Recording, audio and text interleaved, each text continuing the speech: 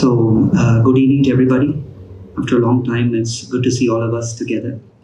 As you remember, these interactive meetings used to happen on a monthly basis in the past. But this current meeting, working groups and the resident, took some time because we had to gather some more information and some more data for a concrete presentation. So it is today's interactive program. As we can see, every alternative month, we can expect an interactive program between the working groups and the residents. And due to the time restriction we have a flow of the program, which I'll explain to you. So first, we'll start with the legal cell, followed by ATDC, FAMC, ATSC, and last, the working committee. And after the presentation of each groups, we can maximum take up to 5 questions here through mic.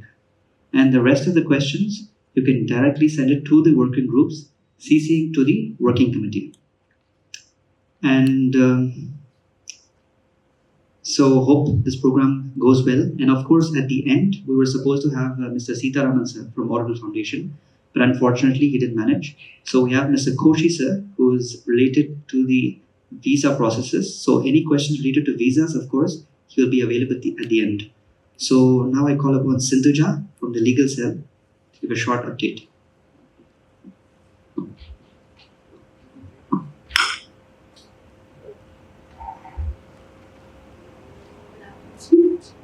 Good afternoon. I am Sindhuja, Auroville Foundation Legal Coordinator since the last 2-3 years. I am giving you an update on where we stand today. We know that there is a variety of court cases which have been filed against the foundation and some cases by the foundation in appeal against judgments which were passed in the lower courts. And I'm mainly going to touch upon the writ petitions which were filed vis-a-vis the building of the Auroville city and the administration of Auroville today. If you can go to the next slide. So over 22 court cases of the nature I mentioned before were filed against Auroville just in the last 3 to 4 years. And recently, the Honorable Supreme Court has also noted that most of these cases were frivolous and were filed by, I quote, discontented and disgruntled residents looking to stall the development of the city. Now, Auroville has already won 17 of these cases. I won't be speaking about all 17 of them, but I will give an overview of the most consequential wins, which has allowed us to go forward decisively and confidently. And the rest of the cases are still under various stages of proceedings, which I will also briefly explain. And some of the recent victories, which included one victory at the Madras High Court by Justice Hanida Sumant in the case against the working committee, that is the challenge to establish which is the right working committee. That was a hallmark victory. And there was a challenge against the land exchanges which Auroville had undertaken in the last 3 years. And also it was remarkable. And the 2 victories at the Supreme Court, of course, needless to say, we had put an update on Auronet. I hope you all had a chance to read it. Some of the passages noted by the Supreme Court in its verdict will help Auroville go forward without any further delay. And 2 of the cases in which an interim injunction was granted against the Auroville Foundation were the challenges against the regulations issued in 2023 and 2024, which I will speak about in the relevant slides. Next. So these are the most pertinent ones which I wanted to highlight. In our last presentation already, I had given a more detailed overview, so it's available on YouTube for you guys to see.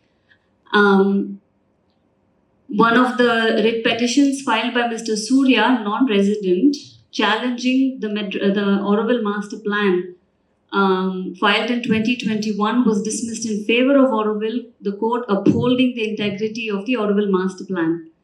And subsequently in 2022, filed by Ms. Anita Gaur, resident petitioner, asking to quash the office order appointing executives for the outreach media, now called Auroville Media Interface, also dismissed in the same year in favor of Auroville. Next. And a petition filed by Ms. Namrata Bindra Gautier, a case against the FAMC, to put it simply, the power of the governing board to appoint members to the FAMC, and also in taking other action directly or indirectly in contravention of the Act. After arguments, it was not dismissed at the admission stage, it was dismissed after arguments.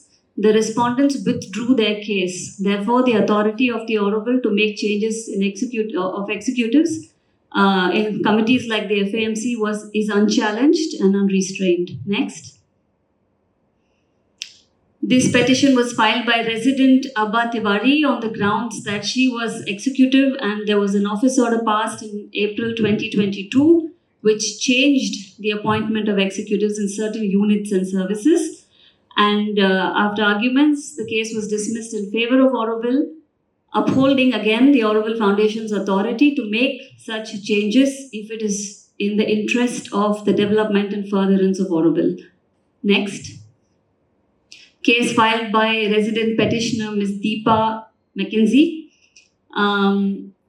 to ask the Auroville Foundation to stop the construction of the outer ring road as it was allegedly planned on her house, I suppose in Solitude Farm. And it asked a stay on Auroville Foundation from asking her to vacate her residential asset until proper procedure was followed. Again, after arguments, the case was dismissed in favor of Auroville Foundation. Pertinently, the petitioner was found only to be a permissive occupant in Auroville as a resident, so the case was dismissed on those grounds. Next. Another case filed by Ms. Natasha Story. This is very pertinent. I request you guys to make a note of this, mental note of this. She filed a case to quash the office order appointing members to the ATDC in 2022. So there is the office order, and then there is the standing order which gives legality to this office order appointing members. So she first challenges this office order, and this is dismissed after quite some hearings. It is dismissed in favor of AVF, upholding, of course, the integrity to pass such an order. Go back a bit. And subsequently, the same petitioner files a challenge to the ATDC standing order based on which the office order is passed. And that standing order challenge is upheld by the Madras High Court. The Madras High Court says she's right. The governing board overreached in passing the standing order, and it should have included a portion which said consultation with the Residents' Assembly was required for appointment of members to the ATDC. So this challenge we win, and subsequently the standing order challenge we lose. Now we will come to that, what happened to that case in the next few slides. Next.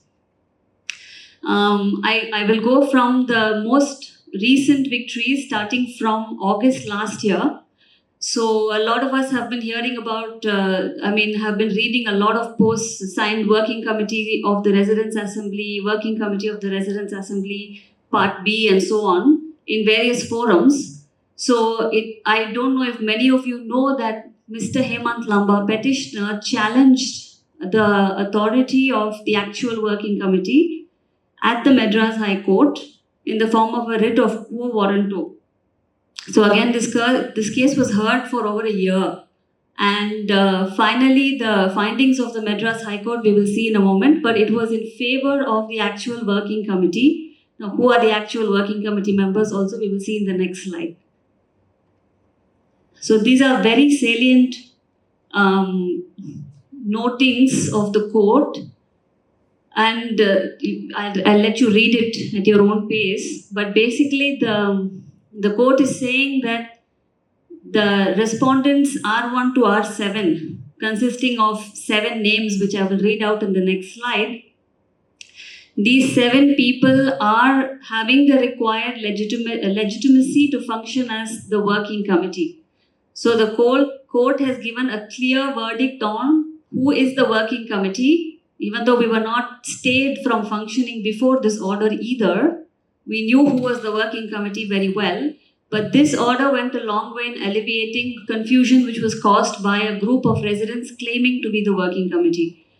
And so she dismisses this writ petition. Next. And she also makes a note. I would like to point out the names of the working committee members here: Anu, Srimoy Partha, Joseba, Selvaraj, and Tina, who were the respondents in the case. And the respondent number 8 was the secretary of the Auroville Foundation. The court also observed that the lack of regulatory measures for the selection of a working committee has led to the current situation. Now, this is very important also. And also, the judge further goes on to observe that any attempt at regulatory measures in Auroville seems to be met with resistance. Next. The next noteworthy case, of which there has been a lot of talk, a lot of allegations, a lot of questioning in various forums, and reply was given all the way up to the parliament. But there was also a court case which fortunately helped to bring the legality of the land transactions to light. It was filed by Ms. Krishna Devanand, also a resident petitioner, alleging that non-compliance with the Auroville Foundation rules and provisions of the GFR.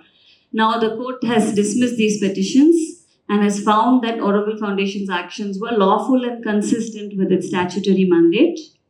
And it rejected the plea to cancel past land exchanges, saying that it was beyond its jurisdiction, beyond the jurisdiction of the registering authorities. Next. Now, this is the summary of the case, basically. It was a very long verdict because the petition itself was very long. Basically, the court observed that there was no prior sanction required for land exchange, because this was one of the challenges, that the prior sanction was not obtained. Masterplan implementation, the court also emphasized that the land exchanges were in alignment with the Auroville Masterplan and served the larger objective of planning and development of Auroville, which was also one of the points of challenge. Next. And one of the other points of challenge, of which there has been a lot of talk and rumors also misplaced, is that Auroville Foundation has incurred significant loss in its land exchange transactions and that we have been cheated. So the court has examined every document submitted by the petitioner, and it was a lot. And also it has examined every document submitted by us, Auroville, and it has found that we have gained 70 lakh rupees in excess, demonstrating the financial prudence of the transactions. So if there was any doubt, before the order goes a long way in alleviating that doubt, the government oversight and compliance. Also, the court notes that 2 central government representatives are there on the governing board, so due diligence and regulatory compliance is not found to be in laxity. Dismissing the petitions, again, Auroville Foundation's actions were found to be lawful and consistent with its mandate. So next. Now, these are the 2 Supreme Court cases, the most recent of them. The judgment was passed on March 17th, I believe. The first appeal was filed against the NGT order, which was passed by the NGT on April 28th, 2022, saying that Auroville doesn't have a proper township plan, in quotes, and that we should prepare one and then obtain an environmental clearance for the same. Now, we had challenged it shortly thereafter, and the case was fought for almost 2 years. Almost immediately, we got an absolute stay on the NGT order, so that's why we've been able to do all the development activities. Otherwise, this would have largely crippled our ATDC from moving forward. Next. So these are very important findings of the Supreme Court. So it finds that while the right to clean environment is a guaranteed fundamental right, the right to development through industrialization equally claims priority under fundamental rights. There is therefore a need for sustainable development, harmonizing and striking a golden balance between the right to development and the right to clean environment. In the instant case, no substantial question relating to environment had arisen nor violation of any of the enactments specified in Schedule 1 was alleged. The tribunal, therefore, had committed gross error in assuming the jurisdiction and giving directions untenable in law. In that view of the matter, the impugned orders passed by the tribunal, being without jurisdiction and legally untenable, deserve to be quashed and set aside, and are hereby set aside. Next. So, in summary, the court has found that the Auroville Foundation has been acting fully in accordance with the law and that its development efforts are aligned with the legally approved master plan. Also, the verdict speaks about, I didn't see the quote here, but the verdict speaks about the master plan having attained statutory force and finality. So, also, if there was any doubts about the finality and the legality of the Auroville master plan, this judgment just clears it for us. And further, it has, it's actually right there. It says that it has statutory force and does not require fresh environmental clearance, as Auroville is a city already in the making since 1968, in accordance with the plan prepared under the guidance of the mother. It also held that the Crown Road and related projects were part of an approved plan and could not be halted by invoking the precautionary principle, where there is no substantial question of environmental law. Nothing was demonstrated, it was just averred. Further, the Honorable Court recognized that the area was not a forest. Very important, because the original case at NGT was filed on the premise that Auroville was a forest and we are destroying the forest to build a city all of a sudden. So the finding that Auroville is not a forest and having reinforced that in a verdict from the apex court is of great value to Auroville going forward. Next. The next appeal in the Supreme Court was the appeal against the previous. So earlier I told you about the case filed by Natasha Story that we lost at the Madras High Court. So we filed an appeal against the Madras High Court's verdict at the Supreme Court. So I'm simply calling it ATDC appeal here. And again, the Honorable Supreme Court has set aside the judgment of the Madras High Court that had wrongly invalidated the standing order of 2022 for reconstituting the Auroville Town Development Council. Now, what does it mean? Next. So, para 16 says, from the conjoint reading of the provisions of the Act and the said rules, there remains no shadow of doubt that the governing board is vested with all the powers and is empowered to discharge all the functions as may be exercised or discharged by the foundation. I stop here. I want to clarify what the foundation means. Now, there's only one definition of the word foundation or Auroville Foundation available. It is in the Auroville Foundation Act under section 10.3. The Auroville Foundation is defined as an autonomous body consisting of 3 authorities: the Governing Board, the Residents' Assembly, and the International Advisory Council. Further down, section 11.3 of the same Act vests the Governing Board with the powers to discharge all functions and duties of the entire foundation, which includes all the 3 bodies constituting it. So that's what the Supreme Court is now reinforcing.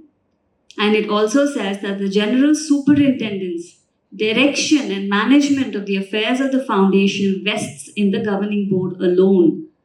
Having regard to the statutory provisions in the Act and the rules, we are of the opinion that the impugned standing order containing the standing order number 0122 does not suffer from any legal infirmity. There is no legal or statutory right conferred upon the Residents' Assembly or upon any individual resident to be part of a committee or council constituted by the Governing Board in exercise of its powers conferred under section 11.3, 16.1 and 17E of the Act.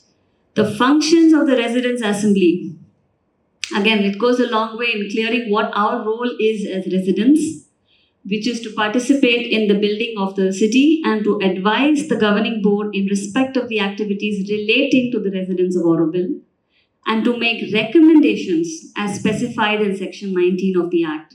So she goes on to say that all the functions listed of the Residents' Assembly, for the Residents' Assembly under section 19, the Residents' Assembly is empowered to make recommendations for those functions and not any further. Next.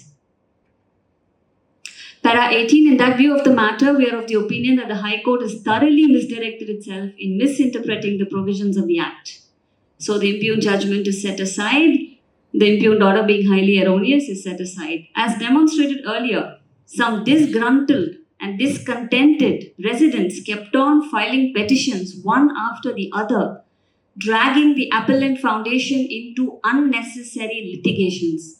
Now, the only sad part here is she says kept on filing petitions. It actually should be in the present tense. They keep on filing petitions. It continues, but the rest of the order is very good. The writ petition filed by the respondent before the High Court was one of such ill-motivated petitions filed by her to abuse the process of law, to hamper the development of Auroville, and to cause obstructions in the smooth functioning of the governing board of the foundation. Hence, the appeal is allowed with cost of 50,000 rupees, etc., etc. Next. In short, the Supreme Court has reaffirmed the supremacy of the governing board in overseeing Auroville's development, as is provided by the Act, which was passed in 1988. So, we are bound by what we invited, and validated the Standing Order 0122 aimed at ensuring smooth implementation of the Masterplan. The court further reaffirmed that the governing board has full authority under the Act to constitute committees, including ATDC. Additionally, the court clarified that the Residents' Assembly's role is advisory and does not extend to claiming a right to nominate members to committees of the governing board. Next. Now we have looked at the overview of the cases and the victories. I would like to touch upon these two interim orders, which are also a bit talk of the town since the last 1 year, and a lot of confusion has been created in the interpretation of this interim order. So what is the Regulations 2023? So Auroville Foundation Admission Termination Regulations 2023 was issued by the governing board with the approval of central government in 2023 with its powers under Section 32H. And immediately a writ petition was filed challenging certain provisions of the regulations. A writ petition was filed and interim order was issued.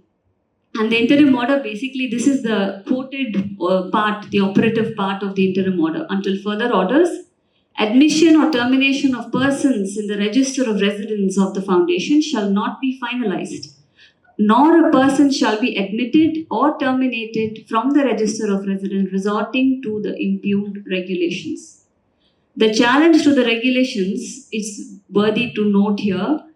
It was not a contestation of the power of the governing board or the central government to issue regulations. So, like in the case of the ATDC standing order, the power of the governing board to issue that standing order was challenged. Therefore, the standing order was put into question entirely. Here, this is not the case. The petitioner herself claims that the governing board has the right to pass the regulations. However, she claims that certain provisions in the regulations, certain portions of it, are not in conformity with the Act. So, the impugned order, the interim order, not the impugned order, the interim order of the Madras High Court basically prevents anybody's name being entered into the ROR or a name to be removed from the ROR. However, the court has not issued any absolute stay on the operation of the regulation, as it's evident from the wordings of the order itself. However much convenient interpretations have been shared to the residents, this is the only interpretation that is of any legal value. And so the operation of the regulations continues. Now, the finalization of people who the admission and termination scrutinizing committee finds, recommends to become Aurovillians, they'll be kept on hold and their names will not be entered into the ROR. That's what the interim order means for us. So recently, the governing board has constituted the admissions and termination scrutinizing committee and the registry, which is required for operationalizing the regulations. Next. So I would like to touch upon the word impugned, because in the last meeting we had with newcomers, somebody came and used this word impugned to imply that the entire regulations was quashed. I think he was equating the word impugned with the word expunged. It's not the same. Impugned simply means that the order or the regulations has been brought into question, it has been challenged or disputed by a party through an appeal or a legal process. So the word impugned is a bit misleading, I agree, but it's a very harmless word. It just means the order in question. What does the Supreme Court say about the powers of the Residents' Assembly? So I would just like to leave it there because I wouldn't comment further on a matter that is sub judice. But the Supreme Court has found that the functions of the Residents' Assembly are confined only to advise the governing board. So claiming exclusive powers on any of the functions of the Residents' Assembly is counter-indicative to the findings of the Supreme Court. Next. And this is the second regulations which was stayed also by the Madras High Court, partial interim stay. A writ petition was filed claiming that the regulations erode the powers of the Residents' Assembly and that the governing board cannot appoint the working committee. Now, if you read the petition itself, you will understand that the petitioner has completely misunderstood the regulations and hence has filed the challenge, which we will fight out in the court of law, and the truth will come to light in due time. So the regulations do not seek for the governing board to appoint a working committee because that would not be viable. It would not be intra vires the act. So what does the governing board seek to do? They simply seek to define a framework for the selection process, which will be defined by the RA as per the act. And the governing board also defines criteria for membership for the members. Why did the governing board regulate this activity? Till now, there was no such regulation. So why now? Because it took cognizance of severe infighting, rise in politics, campaigning, elections, ballot boxes broken into in 2021, all the ills of a highly politicized society in which the loudest voices sought to dominate. The regulations were simply made to aim to provide a framework where the RA can come up with any selection method that respects the mother's vision of no politics in Auroville. That was the aim. Now let's see what the court says. It is still under proceedings, so we can't comment on what will be the findings. The interim order basically reads this. Until further orders, functioning of the working committee under Section 20 of the Act shall not be interfered with by the committee constituted under the impugned regulations, and the working committee shall be one as constituted under Section 20, subsection 3 of the Act. Next. So now, again, this court order has brought the question back. What is the committee constituted under Section 20, subsection 3 of the Act? So what is the rightful working committee? Later in August 2024, Anita Sumant, as we saw earlier, has told us which one it is. The removal of members of the breakaway group is in accordance with the procedure provided for in PWG. It is not denied that R1 to R7 have attained the age of majority and their names also find place in the ROR after due verification by the OSD. Thus, their position as members of the working committee is found to be legitimate with requisite authority. So this working committee continues until the court says otherwise. Next.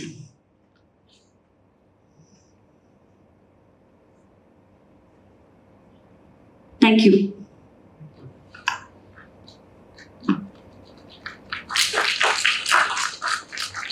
So whoever would like to ask questions, please raise your hands.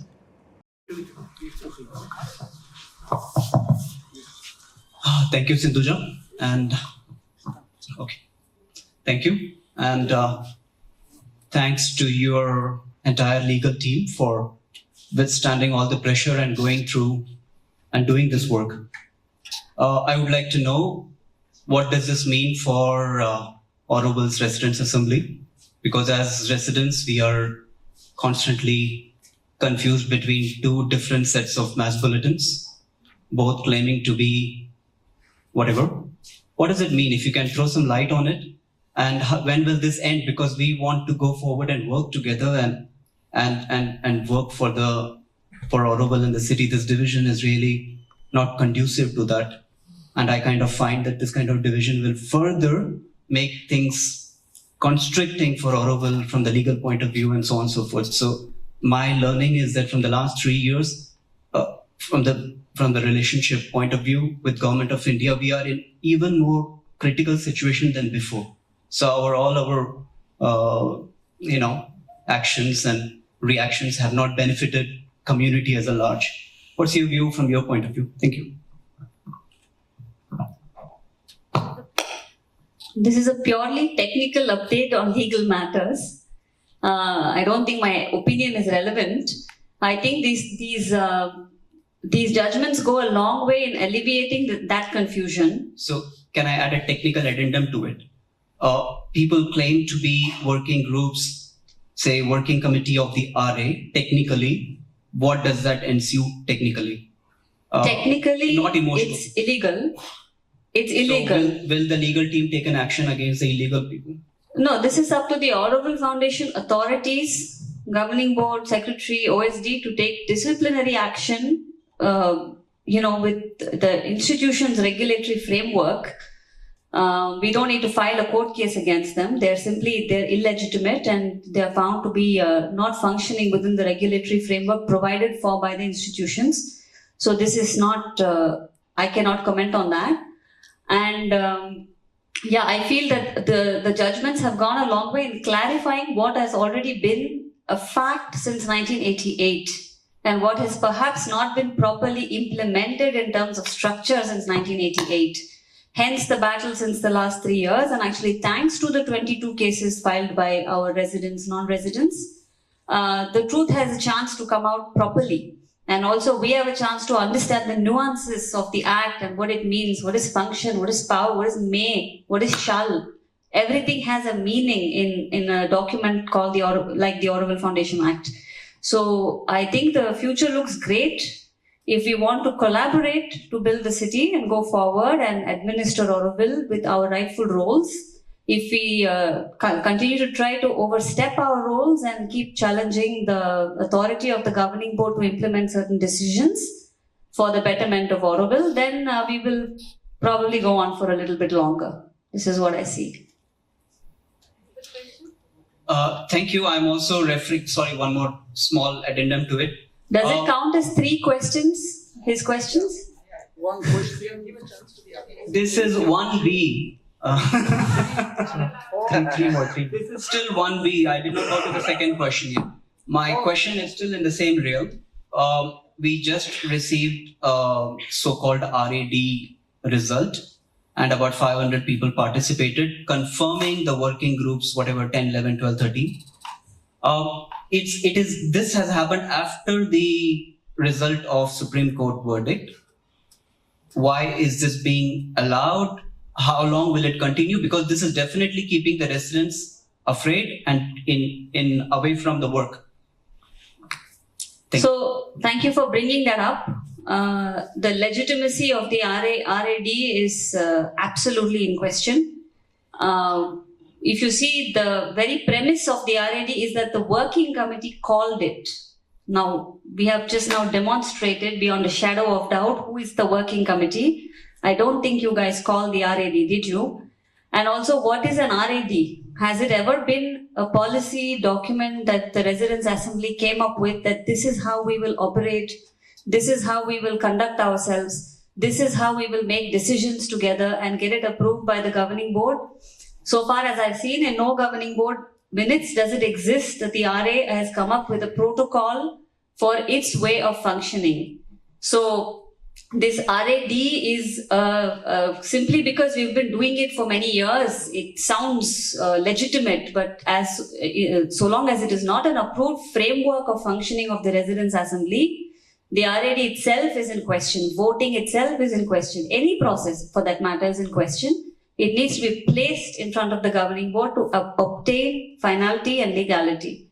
Now, for those two, and also the Supreme Court has found that while the governing board can, form Section 16 committees, the Residents' Assembly can also form representative committees under Section 19(3). It's true, the Auroville Foundation Act provides for that.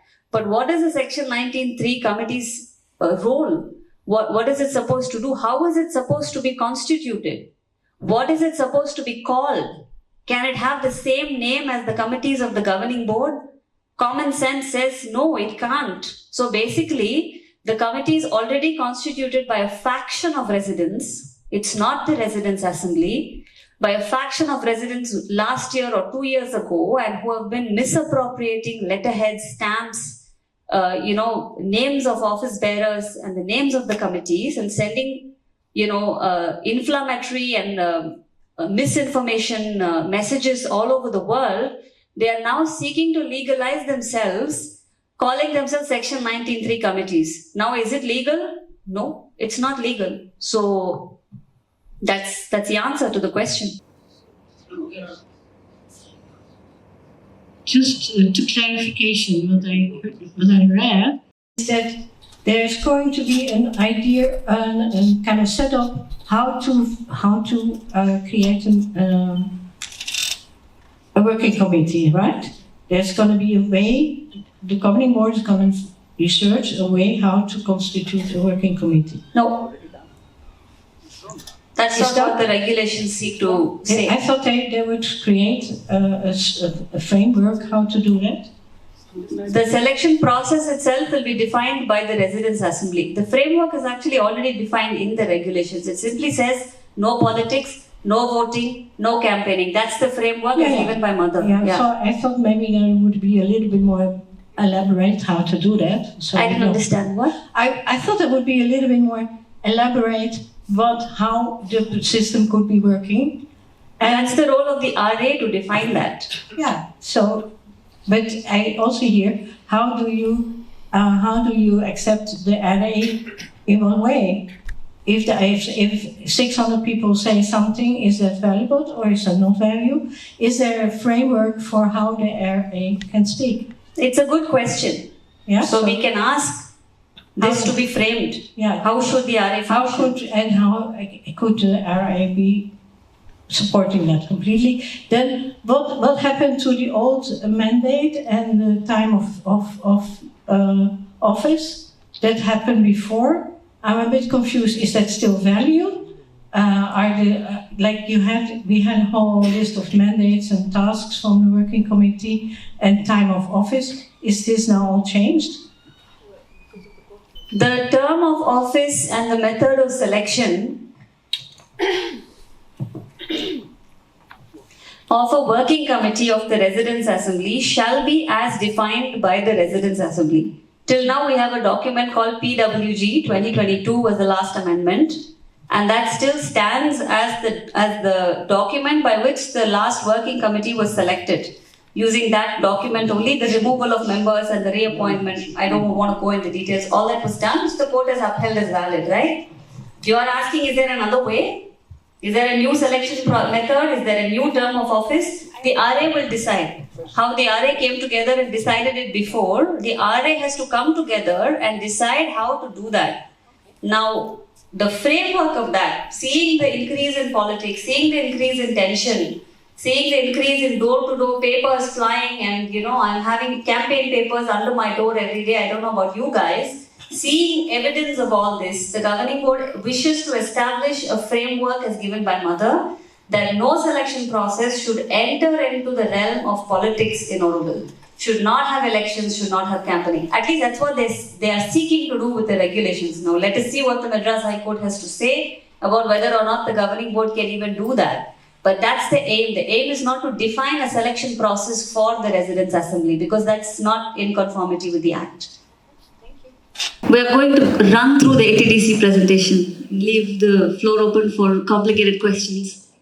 Okay, so a lot of this has been presented in less detail last year. So we will actually go through it very fast. Next.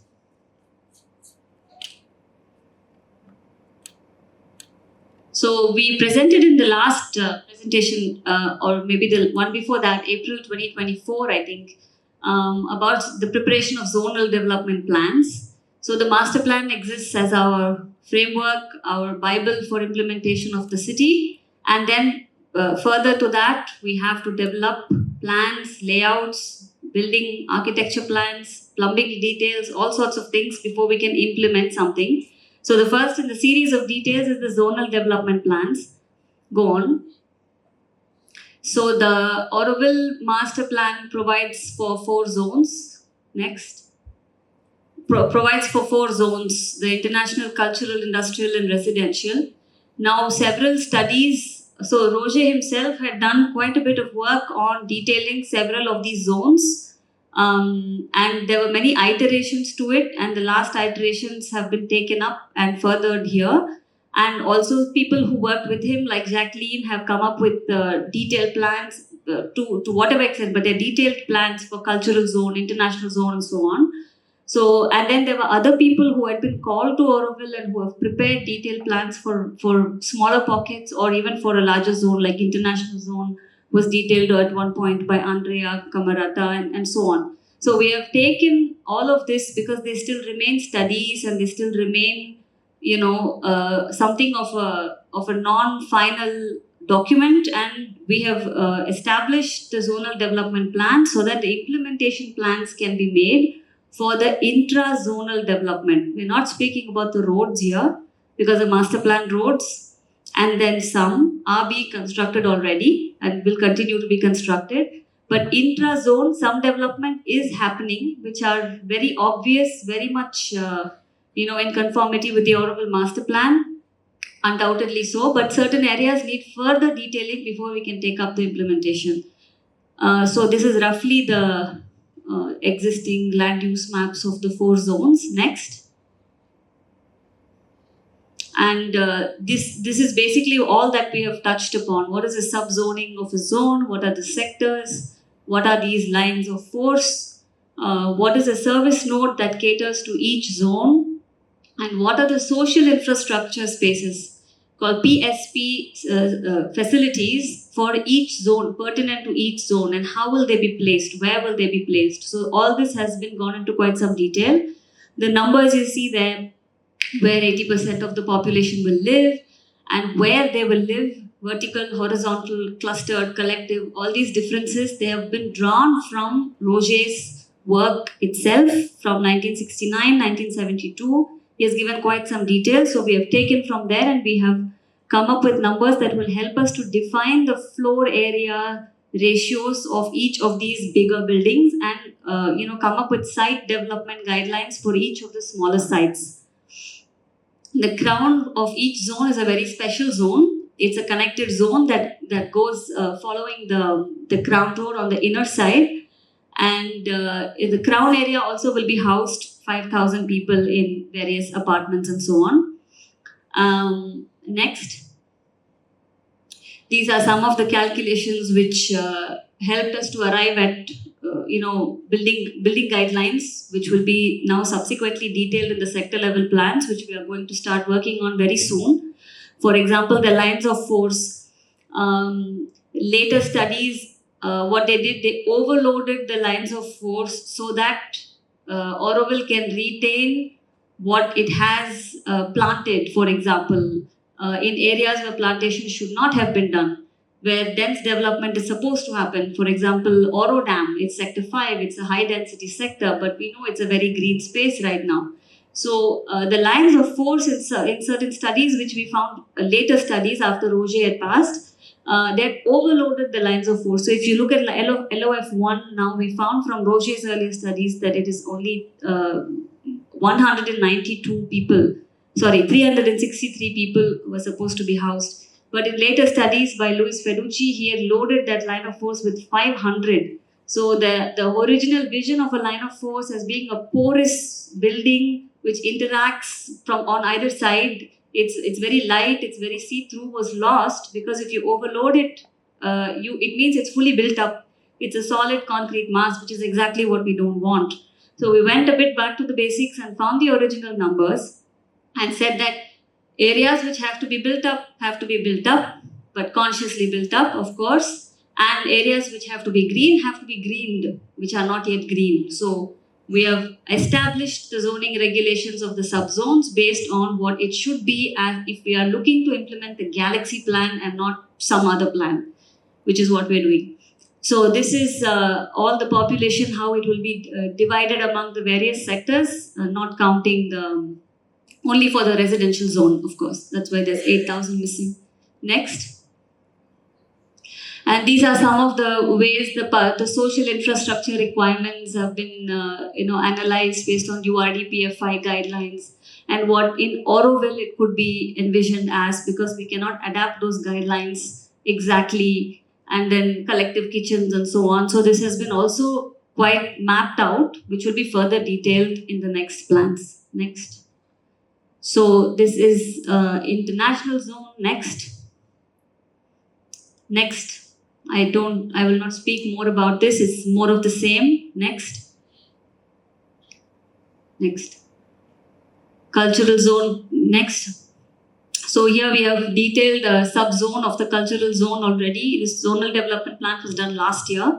Sub-zone A, Sector D was developed recently because SIRE requested us, the Physical Education Board requested us to work with them to determine, based on the earlier drawings, and taking into account the survey map and seeing what is mapped on the ground. We have marked what are the red assets and what will go, what will stay, what has been already integrated. I don't know if you can see, some existing buildings have been integrated and so on. So this will be the sports area, the physical education sector of the cultural zone with the Olympic size stadium. Next. Mobility is a big part of the zonal development plans. It gives a phase-wise approach to which roads will be motorized and which roads will be non-motorized, where they will be gated and where there will be access control. So since we don't own all the lands yet, we are still in various stages of negotiations. There's still about 40 acres missing. Once the radial roads can be completed and they can lead from the outer ring road to the crown, then this plan can be implemented immediately. So we will already have a control of fossil fuel vehicles to be seen in the near future once we acquire those lands and build those roads. Next. That was the immediate, this is the future. Now these are some of the sections, we are still working on it. In the sector level plans, we will work further on it. The master plan gives us some indication on the widths of the right of way. That is, the crown has a suggested width of 24 meters. It doesn't mean the crown should be 24 meters wide, but it gives for that because earlier we have doing infrastructure planning in that way. So it has accounted for 24 meters because of the past. Now we are seeing how going forward we can reduce and make narrower streets and make what Roger had already envisioned as the crown being a street and not an avenue, with the buildings sharing the street from both sides in most areas. Next. Some of the implementation work going on. This is the phase 1 of the crown. Here actually the left side drone footage shows the phase 1 where it ends near Unity Pavilion, and phase 2 which is done by road service beginning on the left. So the missing piece of private land will link the crown and make us go all the way to Solar Kitchen and beyond, and from Darkali. Next. This is some of the crown landscape work now, which is undertaken under Prasad and financed by Michael Bonke, private donations. Basically the idea is to put a bit of green right now where it's just red earth burning and doesn't look very good. Admittedly, it's a very temporary intervention because once we have to lay the infrastructure cables, we have to remove the green, but it will again become green after that, or there will be buildings. Next. Some projects I will run you through. If you can put the whole thing on the screen somehow. Okay, so yeah, this is all the things we have undertaken to build. It doesn't show even the roads in dark red, but everything that is here today is in some stage of either getting prepared or getting built. Next, I won't speak about all the projects today, but I will speak about some. These are some of the projects developed in-house, which will be, and also with teams who are directly authorized or appointed by ATDC, like in the case of Siru. Next, the town hall building, which was designed by Roger and then detailed by Anupama in 2008. Now we are at the structural design stage. The cost of the project, the preliminary cost is about 71 crores. And yes, we are still working on it. Hopefully we can build it soon. It will house a variety of administrative, services and floor-wise, and we are aiming for a population growth. So this building is much necessary and also the rooftop is a shaded, covered, gigantic amphitheater meeting space for the residence assembly. So it's a very detailed plan. We inherited that plan already from Roger. Next. Siru, it's in preparation of DPR from the project team. Next. Line of progress, we have gone through several iterations of the line of progress. Several teams have worked on it, and now we have received a lot of feedback on the last iteration on it about the fact that it is not porous and it was a block. So we are continuing to work on it to introduce porosity, to introduce cuts in the building and to make it light and airy. Next. New birth. I think you would have heard maybe this project from Housing Service. New birth is in the heart of the residential zone. You can see it there in the map. It's behind Arati, in front of Sofio, and next to Surrender. And on this side, it's next to Arati. East side, it's next to Arati. So it's New birth is a cluster housing which goes from collective clustered housing to individual housing, as the Galaxy plan wants us to do in the sector 1. It goes from a coagulated mass to individual houses towards Gaia. It is a big site that takes all this into account, and it shows how somebody navigates the sector 1 from one end, which is clustered housing, to the other end where it is individual housing, while having a certain urban experience. Next. So the housing projects, I would like to say a note on that. The funding for the housing project, to start the housing project, the funding has been our biggest challenge. So now, after exploring a lot of avenues like loans, HUDCO, small time loan, big time loan, all sorts of stuff, we have now come upon a scheme called HEFA, which might work for Auroville and which we are ardently pursuing to get included under. If we get included under the HEFA scheme, then we are eligible for funding for housing through a scheme, and that means we can start all the projects simultaneously or in phases, whatever the requirement is for the existing residents who need housing and the new ones who want to come in. So it's in the pipeline. Today the email was sent actually for getting included in the scheme. So just to update. Next, stay here. Southern Service Node, tender stage, food court, building, boutique, cafes, ice cream stalls. And basically it's just the building. The node itself is getting developed with a solarized carport parking area, and it will actually channel some of the visitors there rather than going to the visitor center. Additionally, once the radials are ready, the residents will be asked to park their fossil fuel vehicles here, at least the four-wheelers for now, and then switch to another mode of transport to enter Auroville. So that's the parking, which can be expanded once certain lands are bought. Next, La Petite Épicerie, we updated you last time on the design. Now it's under construction, overseen by the Implementation and Monitoring Committee of the ATDC. Next, Matra Mandir Service Compound. Now the lake project will be undertaken in full swing in one go. The entire lake excavation, instead of doing it in parts. Thanks to the cyclone Fengal, I think that's a learning that we have, that we should do it like that. So in order to do that, the workshops in the Matra Mandir area, which you see there, need to be removed, and also the administrative spaces for the Matra Mandir offices need to be housed somewhere. So through donation money, the team has worked on a design with architects Sonali and Ganesh. They're ready to get the final building NOC. Next. This is Mother's Flower Garden, also in various stages of approvals and financial sanction by the Government of India. It's next to the solar kitchen. There'll be a bridge on the first floor level connecting you to La Terrace, and there'll be an entire garden in the Mahalakshmi Park behind, which will be the Mother's Flower Garden. Next. So, this is the staff quarters designed by CPWD. And you see here on the left, it's actually in sector 2. There are 3 red transparent dots there, squares there.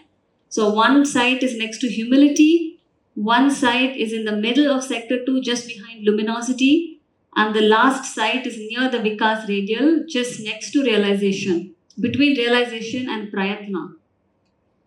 Now it's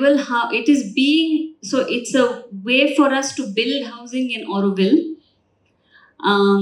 It's a staff quarter for the staff of the Auroville Foundation because there is found to be a dearth of proper facilities to house required staff for the Auroville administration, which also has to grow now along with Auroville.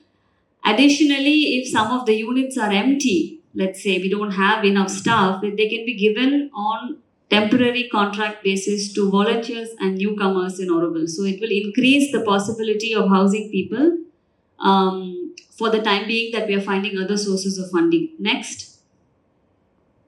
This is the Swagatam Guest House Annex, also designed by CPWD and executed by CPWD. It's under construction next to Swagatam Guest House. Next. Morning Star. Morning Star, last time we presented you that the application was in preliminary design stage. Now the tender has been called. So the building will be starting soon on the ground. Architect is Mona. Next. Ongoing projects. Go on. That's an image. You can take a minute to look at it. You can almost see the entire crown, minus the small private bits still. And the radials you can see are also starting to emerge. And next.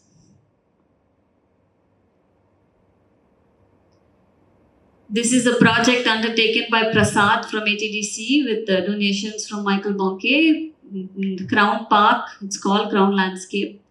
Students from Oli School and children came to help start the plantation. Next. All the roads except for the initially executed Crown Road will be paver roads for now, and these are some of the images of the radial roads. Next. Outer Ring Road, the southern segment is almost complete. There were some deviations in alignment which we are correcting. It will be opened shortly. The main entrance into Auroville will become the entrance on Courage side. The big roads which have recently been paved, there will be checkpost and there will be a restricted entry, and residents of course can enter through the radial which will be just next to it. And this will channel all the visitors' traffic to visitor center without crossing the Edayan Chavadi village, which is a big deal because that village road is just 3 meters wide and it's a very busy road with families on the street all the time. So they are very happy that we have done this, undertaken this, and the village will be free from our traffic, at least. Next. Also, we are looking at controlling access to Auroville for security reasons. Right now, we have 28 or 30 different access routes to enter Auroville. And so we have a variety of issues arising from that, the least of which are cows. And so one of the ways to fence it is, of course, some chain link fencing, or in some encroachment prone areas, we could do concrete slabs or whatever. But in places where heavy fencing is not required, some other bio-fencing methods are being experimented by Prasad. I don't know the name of this plant, but he knows. What? Hill mango. Hill mango. Yeah, so that's the thing. It actually, he brought it from Krishnagiri and you plant it and it grows into a nice fence. And if that succeeds, then we can implement it everywhere where we need a bit of protection, but not too heavy a protection. And some of the accesses into Auroville, which we need to keep for now, because radials are not ready, etc., we are making them cow-proof at least. So those are some of the images. Next. South Gate, I discussed this project earlier, the entrance through Courage, the big entrance, which will go left, you go to visitor center, and right and enter by radial 7, you go into Auroville as a resident. There will be checkposts and security guards to streamline the traffic. There's a private land marked over there. So once we buy that private land, the outer ring road can be connected and built all the way up to Gaia, where the radial 8 will meet it, radial 10 will meet it. Next, upcoming projects, other service nodes. First, we have to start building this one, then we can propose to build the other ones to the ministry, and some infrastructure projects. And the next phase of roads, once we are done with this, are the city center roads, which are very important to define the geometry of the city center. So we will be building city center outward. That's the phasing plan. So the roads of the city center will also come up as one of the next very important projects. That's it.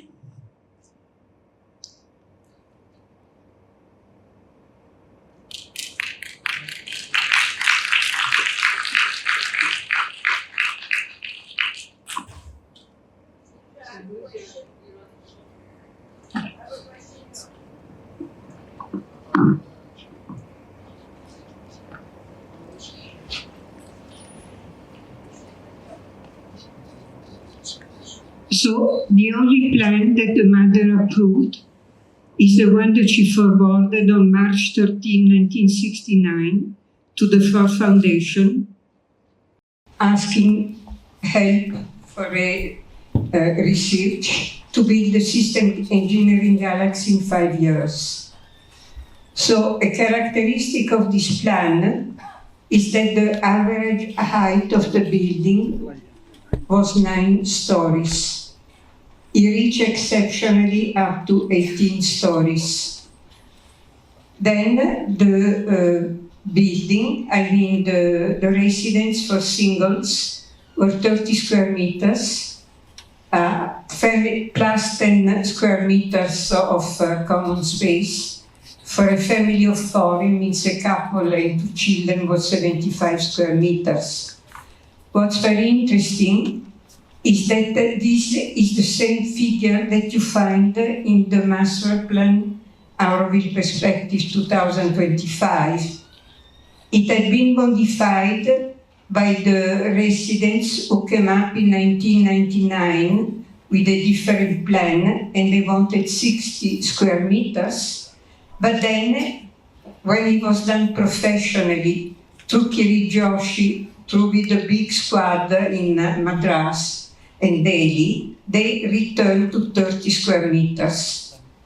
As this has always been one of my major issues, I also checked with Anupama and Jacqueline when they first started to study how to do the first line of goodwill. In fact, it was not yet called line of goodwill.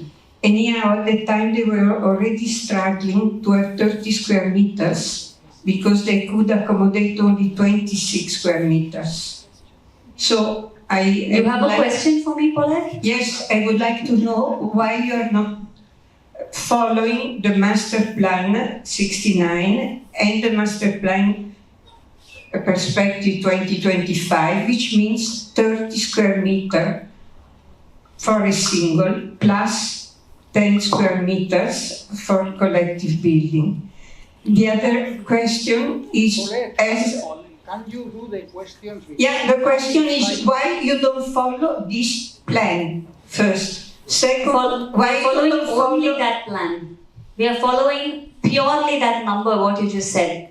No deviations. 30 square meters? Actually less, because 30 square meter per flat for 5 flats, but it will house 6 individuals. Yes, So every yes. 5th flat will house a couple, Yes. which means it's 25 square meter net per person, private space, if you do an average. But yes, 30 square meter per person for single apartments is the number we follow. There is no deviation. Yes, very good. Yeah. But the other question is what about the average height of 9 stories, while all what you have been presented, all these things are very low. So there are- is no low or high. I actually didn't project any heights. The sector 1 doesn't have the same building height as sector 5 buildings, for example. The line of force in sector 2 doesn't have the same height as the line of force in sector 5. So all these building heights will vary. If you ask me what is the average of all that, I don't know if it's 9. But we are following exactly what has been given to us in the master plan and in the 1969 plan, which is further detailed, because he gives detailed heights of buildings per zone and per sector also.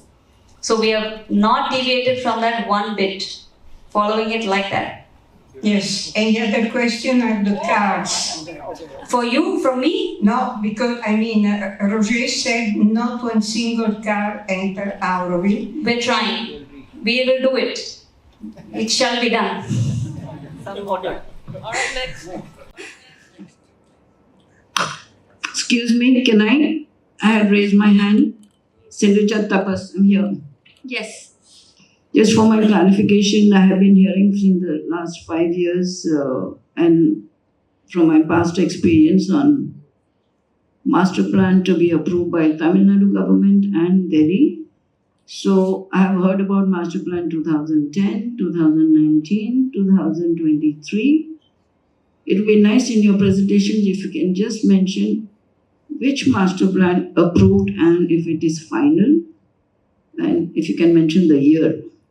Actually, it's only heard one you- master plan. It was approved in the year 2001 by the central government as provided for in the Auroville Foundation Act and recently upheld by the Supreme Court as having statutory force and finality. So there are no subsequent plans which you are quoting. They have no statutory force or legality.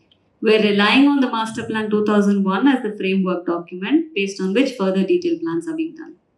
I'm sorry, I've heard, for example, Tuan, if you may allow, mention your name. Tuan had done an excellent presentation on several master plans, if you can clarify for me. However, He says no. Okay, fine. Maybe not here, maybe outside can be clarified, but there is no other master plan post 2001. Okay, one last question. Sorry, I didn't finish. So the other thing was NTDC in Chennai. You know, there was a question at some point whether our master plan or the city development should look at the NTDC question with Chennai. Which question? NTDA sorry, question. Yeah, NTDA. It has been looked at and not pursued. It will not be pursued. We have been advised by the state that we do not need to pursue it because our master plan has statutory force and finality. Okay, I We would don't like. need to pursue it. We have the authority to implement the master plan. We just have to implement it now. Thank you. Okay, I just want to clarify this point made by Tapas. I had not presented more than one master plan. There is only one master plan.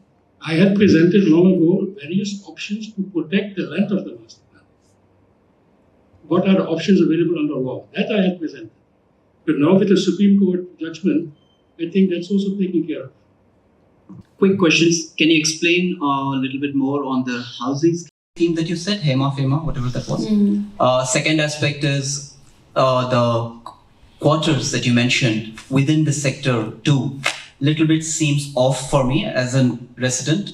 I propose an idea, see if it fits. I suggest going forward, if we can convert some big block area outside the master plan, for example, Oro Motel, totally dedicated to Auroville Foundation, Secretary's house, big office, staff quarters, and send the Auroville residents within the circle and keep Auroville for Auroville. Second, and the third is you talked about the finality, the aspect of master plan, in fact, having the statutory powers to manage without the NTDA, then why are we not able to protect our lands given that statutory power now even advanced with the Supreme Court's verdict? Can we not now pursue any land that has been purchased after 2001 or 2010, when the plan was gazetted in 2010, can we not say that anything that is registered after 2010 is illegal and pursue something to secure the land? Thank you. Yeah, so we can't declare the act, but we need an enforcement team on the ground to enforce the authority of the governing board. And also we need a regulatory framework then to tell them what they can do as opposed to you can't do anything. So we are working on it as far as the green belt is concerned. As far as the city is concerned, buying the lands is the only way for us. And we are almost there. We are 40 acres short and we will make it. We are almost there. So. Housing scheme. No, that's it. Lakshay, there are other people also.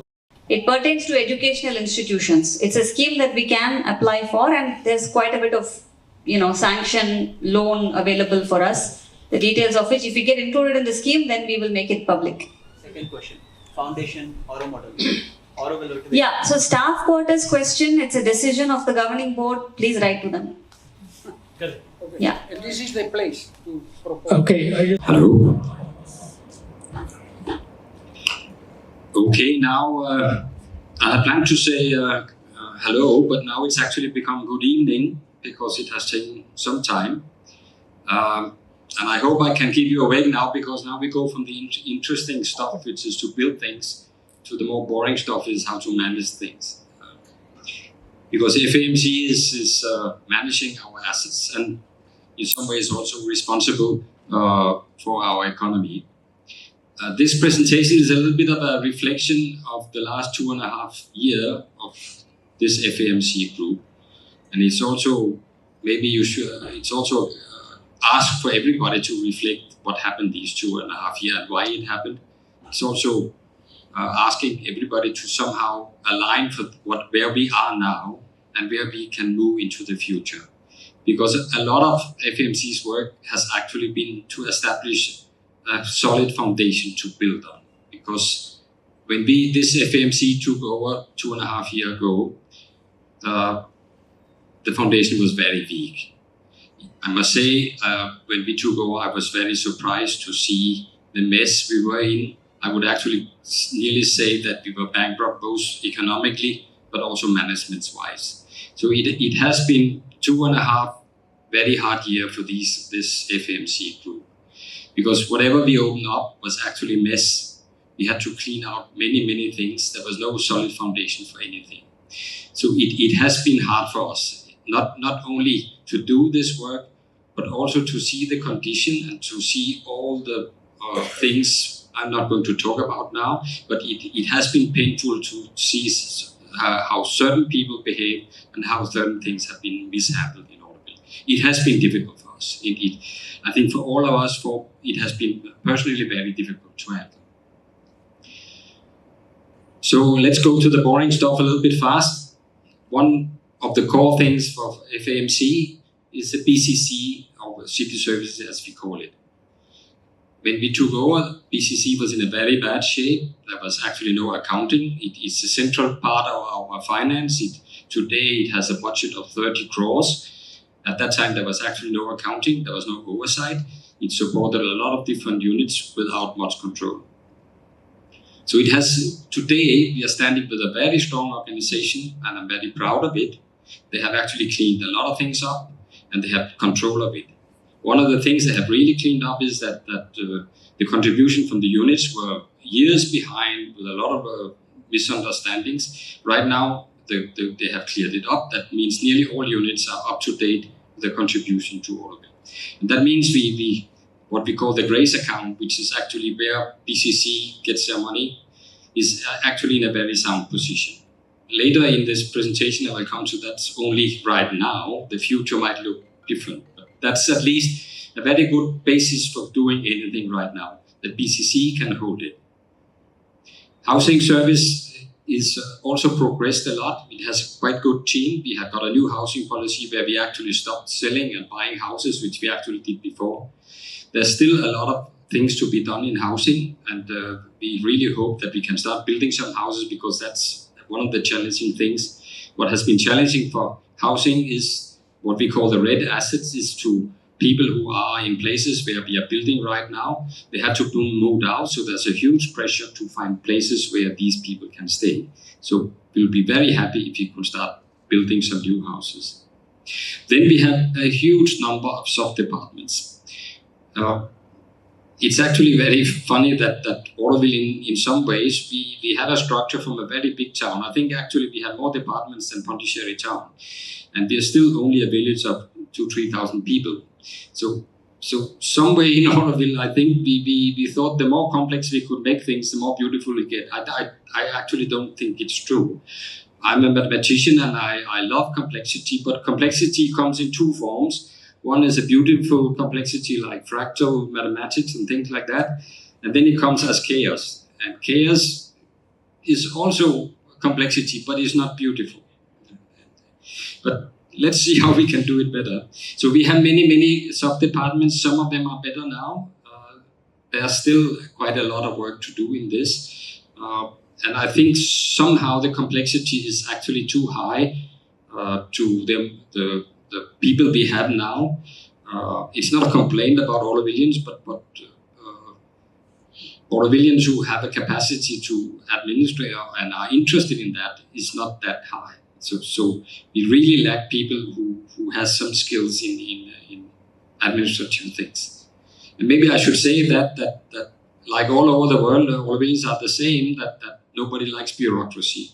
I'm often trying to tell people there's also something called good bureaucracy, and you actually need good bureaucracy. So that's actually a little bit in a nutshell what this FAMC is trying to build. We're trying to build a good bureaucracy which actually can guide us and can be a help for everybody. Then we have what we call the unit administration, which is, we have 700 units, which is also a huge complexity for a small village to have 700 units. And it's probably also too many. And so part of that work has been to at least close down the ones which are dormant, are not functioning anymore, and to simplify and simplify. And that work is progressing, but there's still a long way to go, because again, we thought that making things complex and create more units would be more beautiful, but it's actually difficult to manage. And it's difficult to have a good governance and a good accounting system if you make it very, very complex. So we are still trying to simplify. Then we have been able to create the Auroville integrated information system, which is being built out in many steps now. It actually means that all administration in Auroville now have an overview of all people, all Aurovillians, all units, and it's still being built out to contain more, because to have a good administration, you have to have an updated real-time system where all information are available. It's a huge work, but and the one who is in charge of it, he has done a very good job to hold it. Then we have the donation challenge service, as we call it, we are getting a lot of funds to Auroville in form of donations. And this is fine. Donations are good to build the city, but donations are not very good to actually to put money into running this place. So before, donations were actually a bit of a, I call it a railway station. It was just money coming in a train and money going out again. Now there's much more control of it. It's much more transparent system. Maybe we can take the next slide, please. So the team there have done a good work to streamline this. It doesn't mean that donations should be difficult to get in. It's again how to build a good bureaucracy where there's a system where if you want a donation for a legitimate purpose in Auroville, it should guide you how to do that, and it should help you how to account for it in a good way. And you can see here that in the last financial year, we have actually disbursed 30 crores. So it's a substantial amount that goes through this system. It's again, I think it's a very good bureaucracy that has been built. Don't see it as something that stops you. It's actually now bureaucracy that can help you. If you need money to come through, have ways to do it, go to them and they will guide you. Next. Then there are other parts of building this platform for our administration. There are actually 3 columns in that, which are on different parts of implementation. The first is the transition to Soho. Soho is a real-time accounting system. That means that FAMC will have full overview of all units and all services accounting in real time. It's also to make sure that we can do accounting in time. It has been one of the biggest problems for Auroville and for FAMC is that to do accounting in time. We have to realize that we have made a very complex system of 700 units and a lot of services, and all these are actually only one. They all have to be merged into the foundation accounts. And this account have then to be audited. First, we actually merge it into trust, and the trust are merged into the foundation. Every step has to be audited, and finally, when the foundation accounts are finalized, it has to be audited again. Then it has to go to the Ministry of Education, where they will merge it again into their accounts. So this long chain cannot have to be pushed down in time, because if one unit of Auroville is not finished in time, you're actually stopping the whole process from happening. And I can tell you that it has been very difficult the last years to tell the education ministry, we are not finished, give us some more time. They say you cannot get more time. They have actually threatened us that they will just cancel us being part of their account system. So this is very, very challenging. And that's why we really need Soho to be able to make sure that everybody in Auroville can finish their accounts on time. Then, go back. Then we have the central accounting system. Is that we had an accounting system which was very historically defined by different accounting units, a lot of units doing their own accounting, which again delayed any kind of real-time management of this system. So it has been decided to go into a central accounting system, which actually will hold all the accounts. Again, I think you should see this as part of a good bureaucracy, that Auroville units should actually not. They should be helped to do their accounting, and they should be helped to do their accounting correctly. And they should see this as a great help to them. They should focus on their work. They should actually not be focused on doing accounting. Then we have one transition which is ongoing, which is a bit complex, is that we have our financial service, which has done a good job. It came up by historic reasons, and it has been doing a good job. The problem is now that, first of all, it's actually not legal because we are not allowed to run a bank system because you need a very strong permission from Reserve Bank of India to do that. So the auditors have been on our neck the last 2 years to do something about it. So the transition will basically mean that the financial service, which has two kind of accounts, they have the individual Aurovillians accounts and they have the units accounts. The individual accounts will actually continue as a kind of where you can do your internal transactions, but you cannot put a lot of money into this because that will break the permission to not being a bank. So the individual account will come down to, and the auditors have put a level on that 40,000 is a maximum amount you can hold for internal transaction. If you overstep this amount, it will have to be transferred to an external bank account. And that is why we have asked everybody to either get a external bank account for their private use or show us which one they have so the financial service system can do any transaction. So for these internal accounts, you can still use, the maintenance can go to these accounts, you can spend them for all kinds of internal affairs that will function as normal. For the units, it's a bit different because financial service has never been a kind of bank account for units because they did not have the functionalities of making transfers and receive money because it was more like an internal bank system. So all units have used external banks account for everything. That will change now because what we will do is that Soho will in a combination with a bank, which might be ICI Bank, they will create one bank account for all the units together, where each unit is a kind of virtual account under that. That means Auroville will go. Auroville is technically only one unit. Every unit in Auroville is running under the foundation PAN number. The unit in Auroville is not a legal entity, it's actually just an accounting sheet in the foundation. And that means we are going back to being collectively. There will be one collective bank account which actually will function for all the units, will function like a normal bank account. They will receive their payments on this account. They can do all the transactions as with a bank account, but it will actually be in Unity Fund.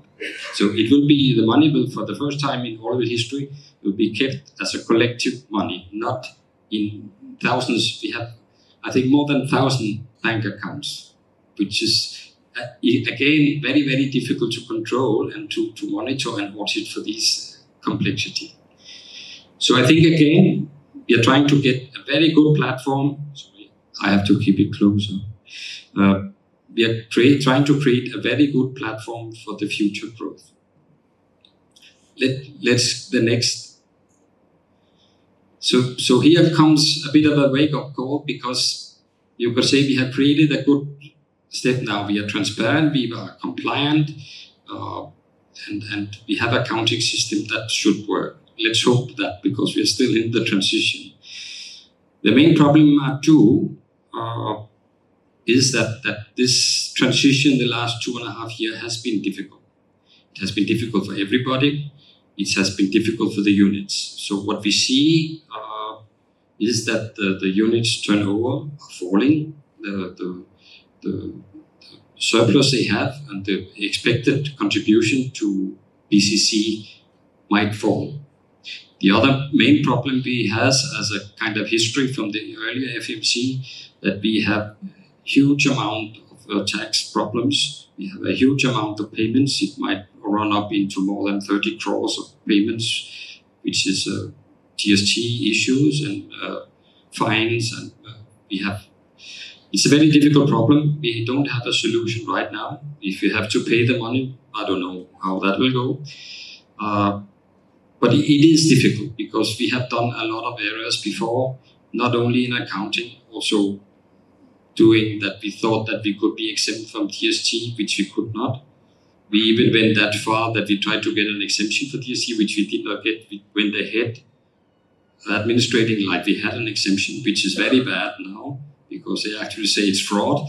So this is challenging. So these two things have to be solved. But I still think we should try to look forward. Let's take the next slide. This is just a list of some of the biggest units, the present turnover and the profit they have now. And the turnover has been falling for many units the last years. And the profit or surplus, like we try to call it here, has actually been, as a percentage of turnover, have fallen over the years. So something has to be done. Let's take the next slide. So we have done a huge exercise because you can actually say that FMC have never shown any interest in all these units. They have actually only talked to the unit if there was any problem. We want to change this now. We want to have a dialogue with the units, how we can change the future together.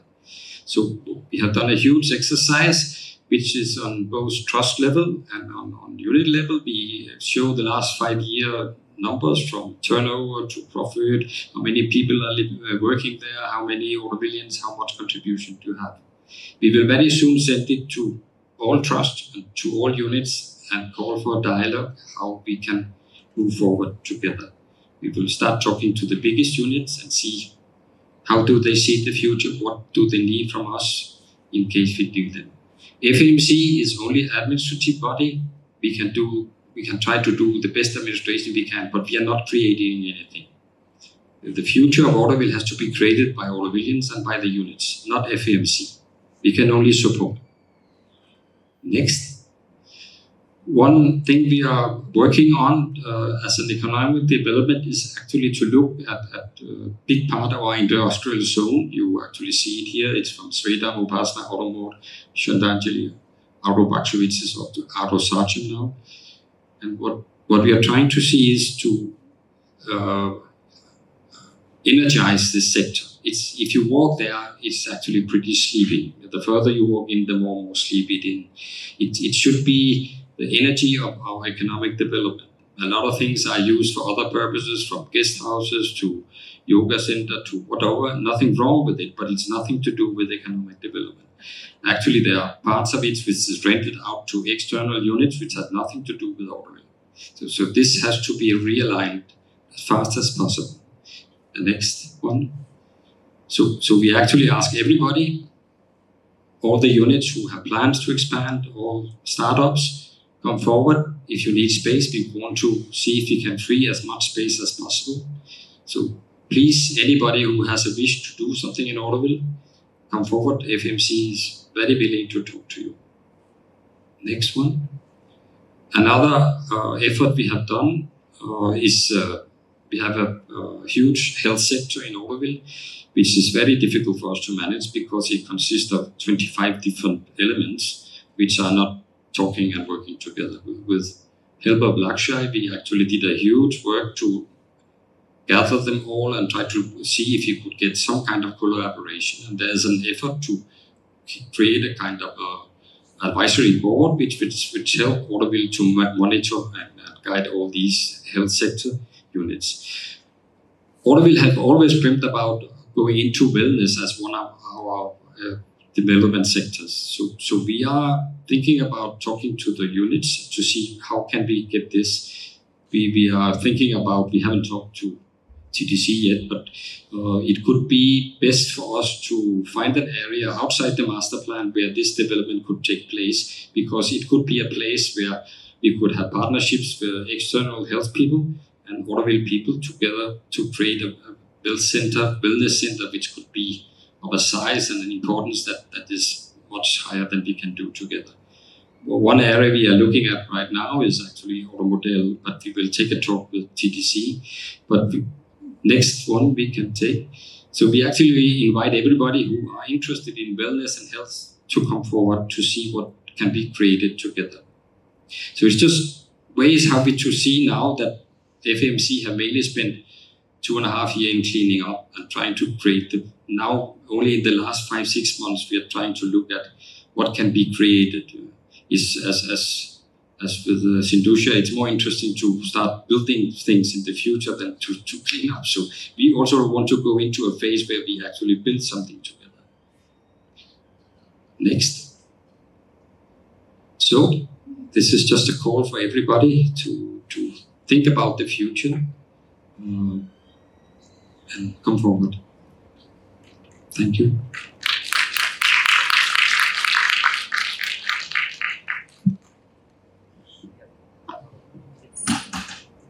I'm glad you did not fall asleep. Can you hear me? Yeah. Okay, Doctor, this is Manu. It was very heartening to hear what you said. And I've been involved with the startups in Auroville for the last 3-4 years. And I think there's a lot of potential. What I wanted to check was that startups in Auroville have a disadvantage compared to the ecosystem for startups outside in India.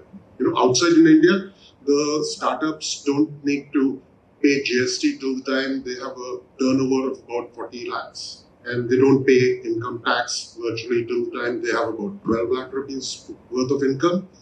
Here in Auroville, when a person starts up, he gets into the GST right in the beginning, if he is a part of a unit or if someone is doing it independently under a trust.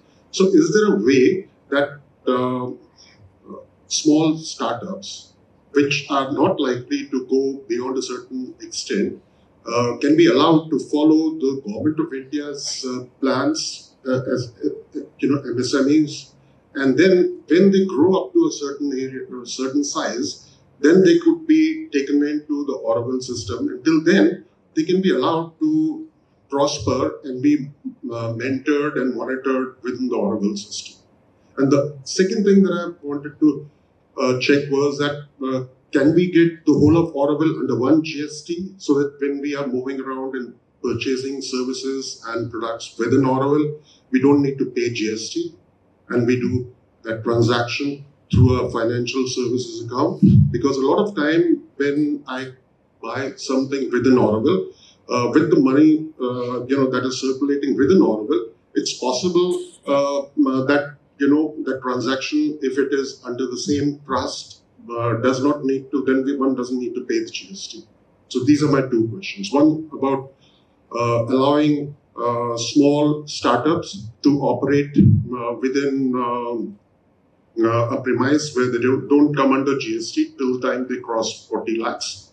And the second, is there any plan of getting the whole of Auroville under one GST? The short answer to the first one is no. A consequence is that we are only one unit means that we cannot get exemptions for being small units. Auroville have always tried to play these two things, that I'm one, but I'm all. But I think it's very much time now we understand we are only one. So no, there will be no exemptions like that. It's simply not possible.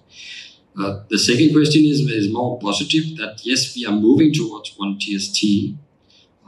It's a long and long process, and it's there are so many tax issues with each of the trusts now, and it's difficult to, before we have closed these tax issues, to move them. So there are many things we would have wished to move.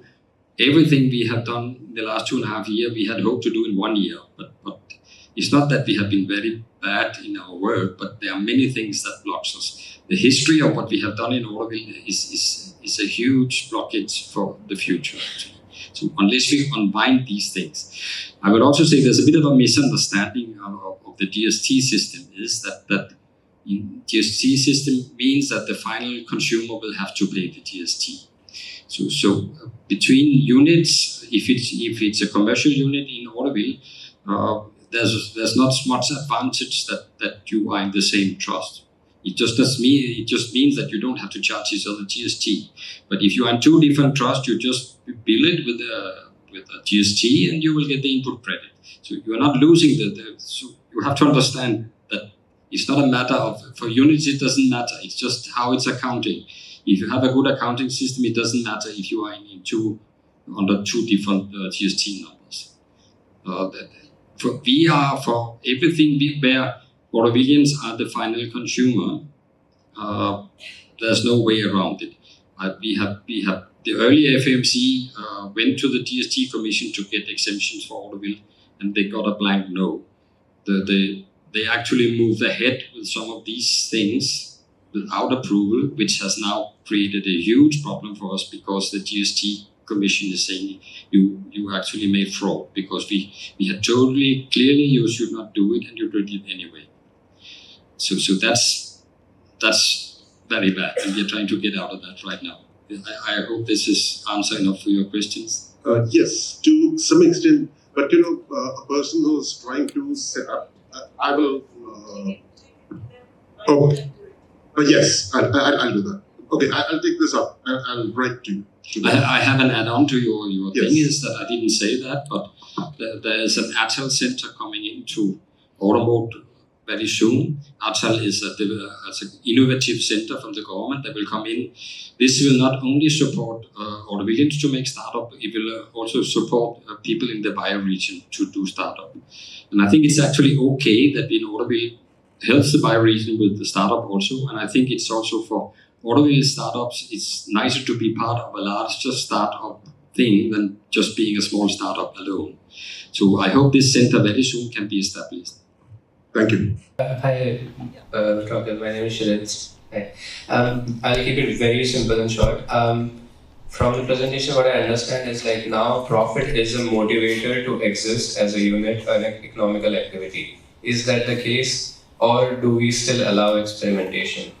Experimentation, I mean activities that are not profit generating but are still sustaining. For example, some unit not making in crores and crores of business, but still generating revenues of like, let's say 5 lakhs a year, which is supporting at least 2 maintenances, but it's not generating profit to contribute back to BCC. Will that unit exist or not anymore? I'm sure it will still exist. The only thing we can say is I think the focus is more on, let's say, the 50 biggest units, which are income generating. There will be many units which will be a startup, a prolonged startup, or not being profitable. That's fine. That's great. The beauty. It's like a big forest. There are big trees and there are a lot of small bushes under. That creates the whole nature. So I don't think that's a big problem. But in the end, Auroville has to earn some money to exist. It costs right now 30 crores per year to run BCC. And that's even not giving, when we start talking about prosperity, we will need maybe the double or the triple amount to get anywhere. And if you need more people here, we need even more money. So you can't go around the bush and say everything should be beautiful and no, not profit, because somebody has to earn some money. But that does not mean that somebody else can do something else. That's fine. But as long as you're sustainable, we also have many units which are not even sustainable. That's a bit more problematic. Thanks. Just very small one line. How do we talk to FMC? And because emails usually go unreplied and there's usually not been anyone in office. I've been running around for a year now. So any possibility, like which is the correct email ID or something, if you can put on the screen, just for the reference. Thanks. I think we are trying to answer all mails. It is difficult. And I actually have on my mailbox. I have 71,000 unanswered mail, but somebody else have probably answered them. But it is it is difficult, and the only 4 people. As I said before, that to run this administration as a big city for 2,500 people is hardly possible. I would say either you downscale the complexity a bit to be able to hold it, or you have an army of administration which we can't afford. So we are actually in between two hard stone and hard place. Can you acknowledge that nothing of this, whatever you do or change, will ever work unless you do finally what the mother expects? Which means, first of all, there is no circulation of money. Second, everything goes to the central fund, and those who don't agree with this can start their activity somewhere else. The world is large. Mother. Third, I fully agree. there is an admission form to be accepted by the mother's residents, where if you are taken in charge by Auroville, you don't have absolutely anything. Clear? No pension, no bank account, no flat, no summer holidays. And finally, there is the Auroville Prosperity, which instituted 3 months after founding Auroville, which is purely in kind, with only a very little pocket money. This is called the spiritual kibbutz. I call like that, and then I discovered that Roger himself had come up with that name and wanted to build a community like this. So, can you finally admit that first of all the government of India must know what exactly the mother wanted? Secondly, this is the grand occasion, if the government of India finally knows what the mother wants, to do it. Okay, can you? Good morning. Doctor, Vanakkam Doctor. Nice to hear you. At least finally FAMC sends some voice of collaboration, not a dictatorship. I think you have presented really well. Only one remark I have with your suggestion is that you want to talk to all the units, and you said you want to talk to the bigger units. I think it should be the other way around. You should talk to the smaller units first and ask them what they need and what kind of help is required from your side. And if you just go to the top 10 units and you support them, you're just becoming typical style of doing where, outside of the world, everywhere else it's done like that. I think we should focus on the smaller units also first. And then just one more, I finish and give the mic. And Sindhuja, thank you so much for your clarity and your energy. I think you have done a great job. Thank you, and keep it up, please.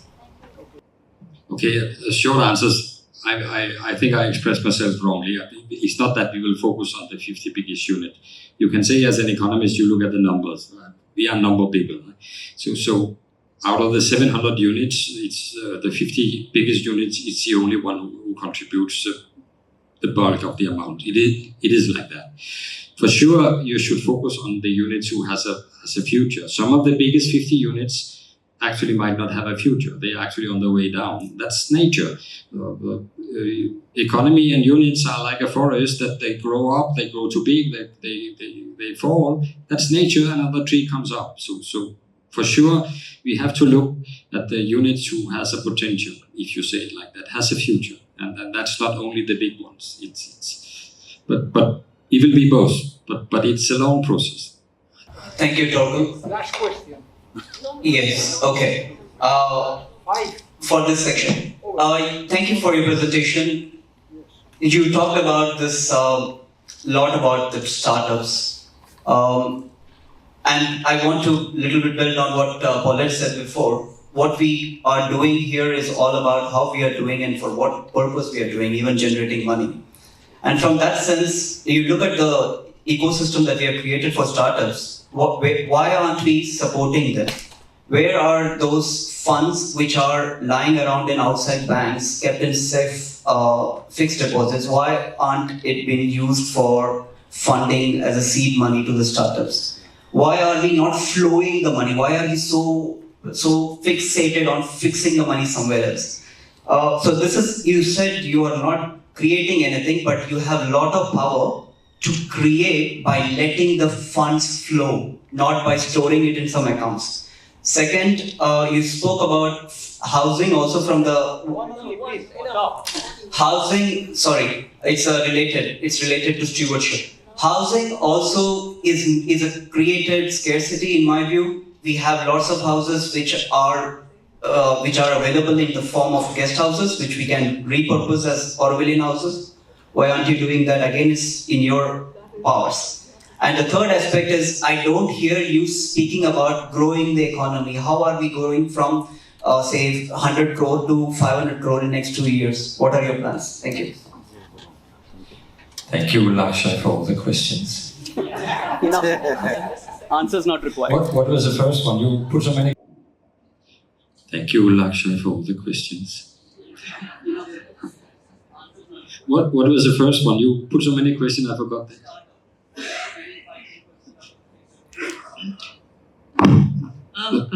Torquil, can you take this up later, because we run totally out of time and we still have 2 more presentations. Follow it up with him, with FMC. Thank you. Thank you, Very madam. good. Okay, thanks.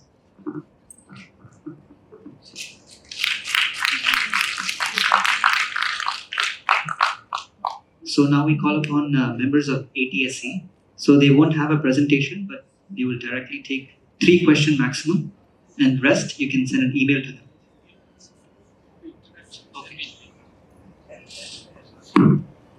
So for Auroville to succeed as the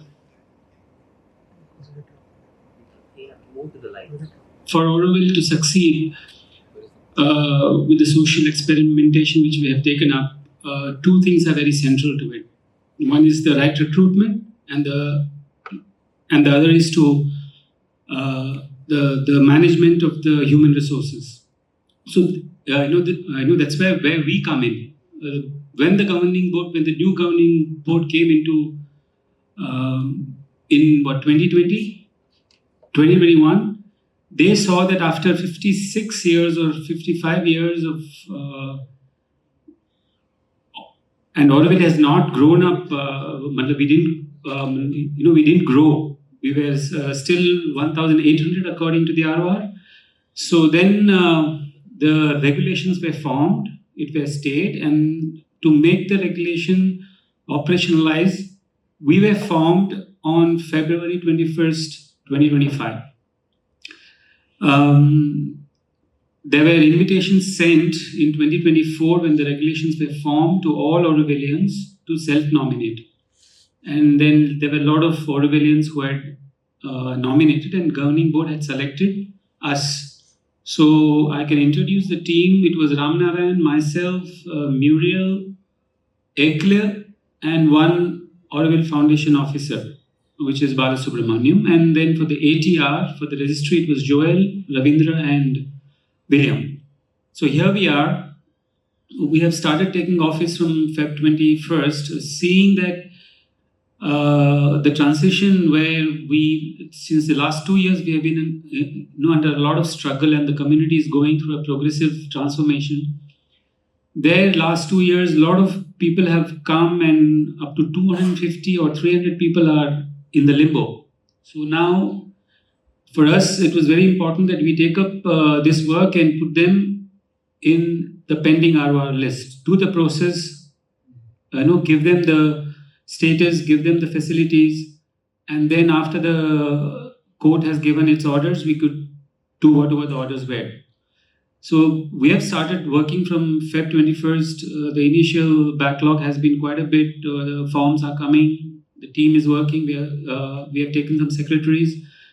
There's a huge work which is coming in the first 6 months, but we believe that it will stabilize. And then here we are, and we have processed today. Luckily, it'll be the first announcement of 27 newcomers, and then lots of people are coming to us, and we believe that the systemic failures or the systemic learning should not affect any individual who comes here, especially those who are coming as fresh. So we will not punish them for going to the other entry service or etc. etc. Provided they have done their due process, they live and work in Auroville, and they have this goodwill to make this collective experiment for humanity as a whole. So we will take them, and that is enough for them to gain admittance in Auroville.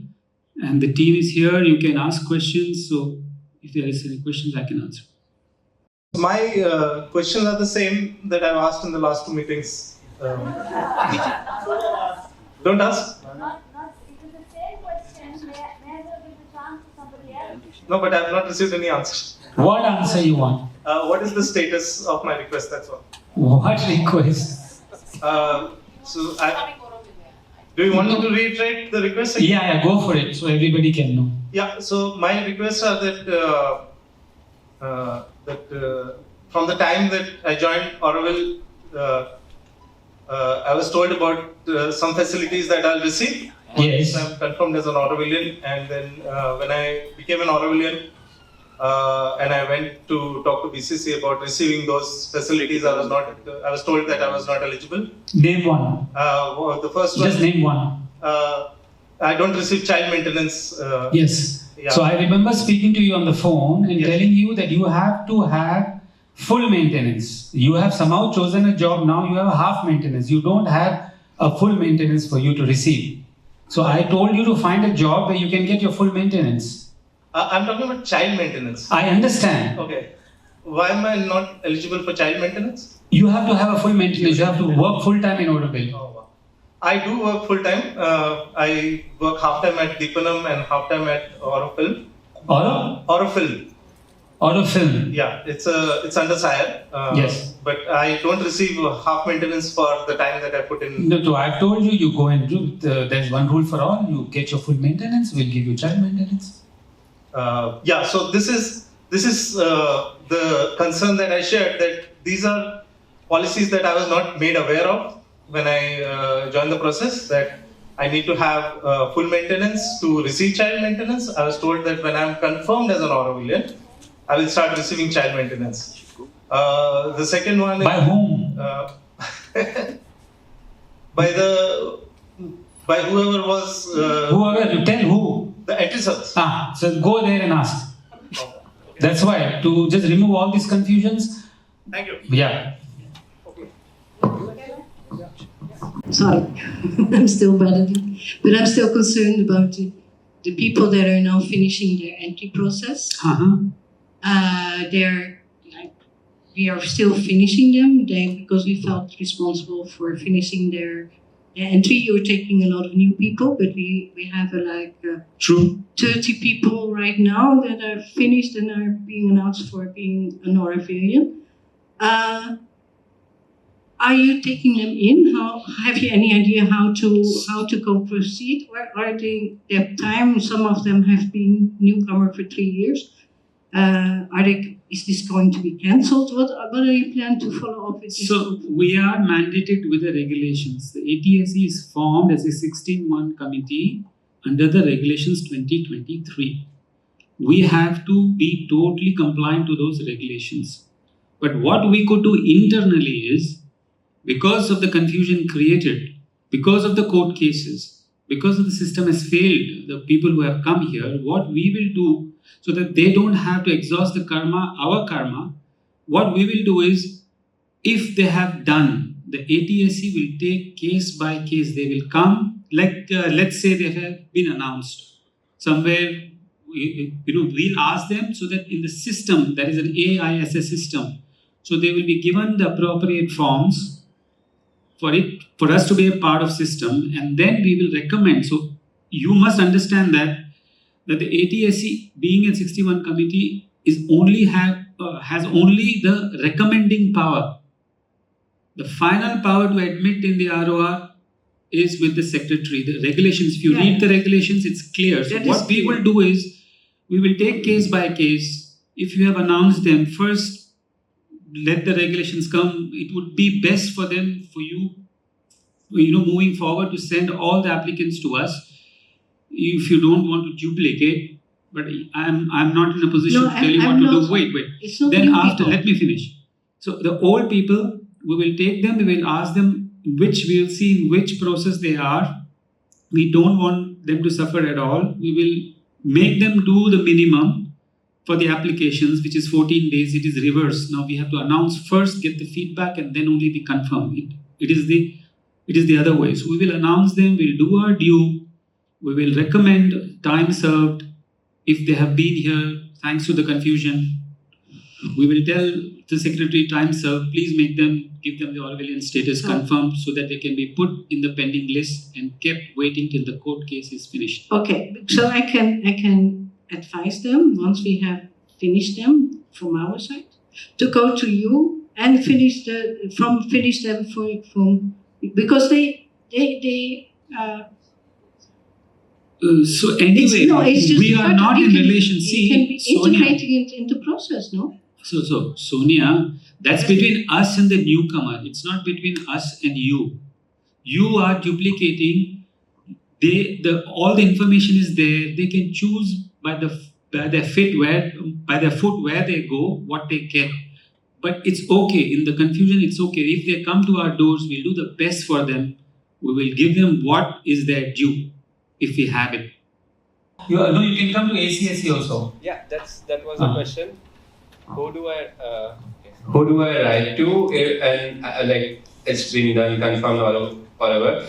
Which office do I come to talk to? And who do I write to on email? That's simple. Like if there is an email. atr@auroville.org.in. And what answers the ATR can give? Like what is the limitations of like what can I ask ATR and what can I ask other like ATS? Ask ATR. ATR is the secretarial body. You will be answered. You can ask anything what you want connected to the entry. There was a mass bulletin with all the details. Just go back to it. I'm sorry about mass bulletins. They are very confusing. That's why it's better to ask here. So you write? So write to them. No, you just write to us. We will give you. We will solve all your confusions. As we are a little late because it's 6:15 and we told the meeting will finish at 6. In this chapter, we will go very fast. Okay. So a small presentation of the work that we are doing in the working committee. The first thing that is important to clarify a little, because there is also some confusion, is the visas have been passed to the new group, the admission and termination. They do most of the work with the visas that we were doing before in the working committee. We will be at the end of the process, we will give our last opinion, but the main work is done now by then. Any question related to new applications, where are we with these visas, please go to them. Okay, don't come to the working committee. We will respond, but it's not our work. Second, we are attending many things that the people of the different residents ask questions, complaints, problems, and then we are taking these kind of things. Every week we have a number. 3, visiting VIPs and diplomas. This is a work that we are doing permanently. This week we received the delegation of the Australian consul, and then there were histories with the visas and with different ideas. And the meeting was very productive, and this we are doing permanently. Working meetings with the groups in OSD, we try to collaborate with the other groups of Auroville, and especially in the presence of the OSD, Mr. Sitaraman, because now he is the person in charge of most of the administration in Auroville. And finally, we have the communication in managing misinformation. That is very difficult. And well, we are trying to do our best. Maybe we should communicate more. But I think that until now, frankly, we have had an excess of information, even if much of this information was wrong. Now, we hope that this meeting, especially the intervention of Sinduya, with all the aspects of the law, the last decisions of the courts and all this, we hope that this will be like a second opportunity to Auroville to come to terms and to work in the direction that we should be working, the city of the mother, and to put all our opinions in the pocket and forget all of this, because in yoga, this is one of the first things that we have to do, to separate our personal opinions of the directions that have been given by the mother. And we know that in Auroville, in these last 2-3 years, have been an excess of all this. And we would like that from now on, there is a new chapter in Auroville and we can go together as much as we can in the same direction, that there is no any other than the construction of the city according to the plans that were given to us from the beginning. That's all. Any question? Which one? Policies. Okay. Well, we have been working in different policies for the overall for housing because there were some loopholes there. And the people pass away. What happened with the houses? We have made some clarifications and clarifications also about the use of the houses. And this has been published. We have received some feedback also that was integrated. So that's all. I don't have more. Which one? Business visa.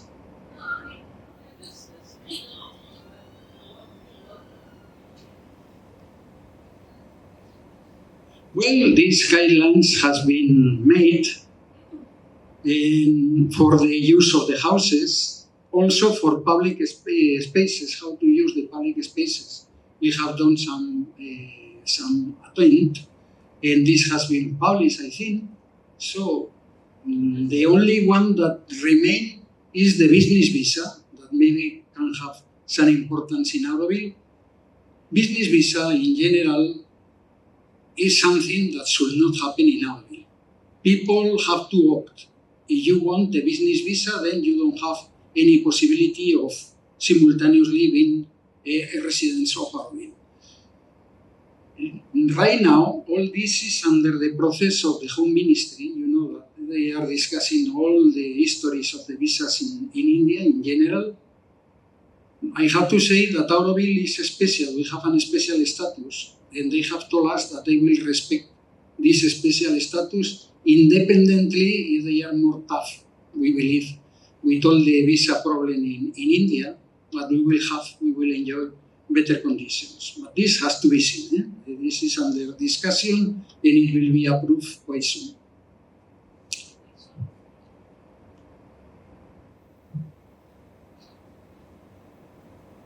Sabi.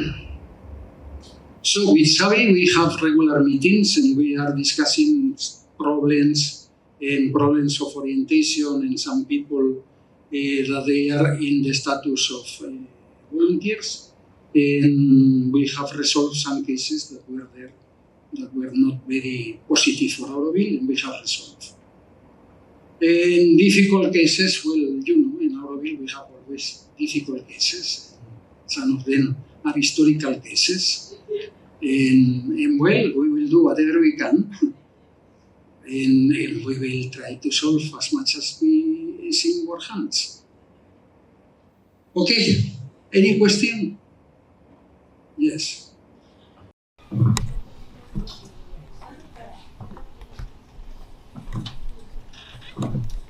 Hello. Yeah. I'm not asking for a new visa review, but I'm on the 27th of January. My all visa parts had been by the Auroville Foundation, and as now I have no answer, and I cannot contact the worker committee, I cannot contact the other one. I did both, but I get no response how the situation is and how it goes forward. Your visa is in process, it's in process. Yeah. Hi. Yeah, I am in process, but would be nice to... Your visa is in process. Anybody has any question What about does it mean? When it comes the signature? I that's mean, it's more than 2 months. Yeah, no, that's it. We have to wait the foundation to prepare the letter of recommendation that needs to be signed by the secretary, and that takes a bit of time. 2 months? 3 months? Yeah. So next time the secretary comes, she will sign a new batch of letter of recommendation. Your name is among those who need a visa. So is there an idea when she will come and do it? I mean, 18th of April.